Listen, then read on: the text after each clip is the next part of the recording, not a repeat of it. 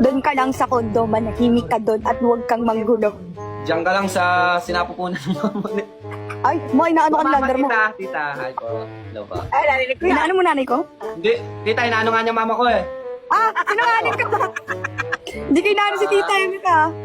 Nagpapaluto ni mama. Invento ko. Tita, oh. Sobrang sama talaga ng ugali ng anak niya sa akin. Kaliwain niyo nga po yan. Haha. Gusto mong makaliwa? Pupunta kang ABS. Diyan ka na lang! May kukunin kasi ako. Himik ka. O bakit? Ba't sa ABS ka pa may kukunin?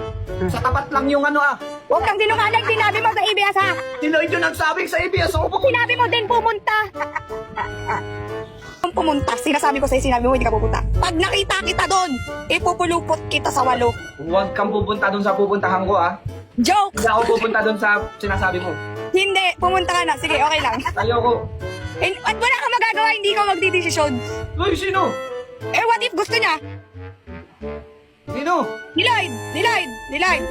Magpapahinga lang ako. Nakaalis ako. Baka matulog si Kuya eh. Nabi-record, huwag kang gulo. Hindi, record.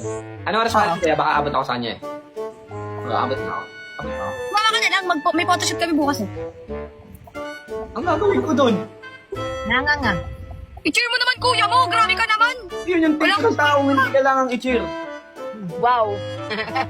Hindi yun yung tinicheer. Boss, bakit ka nahipak dyan, boss?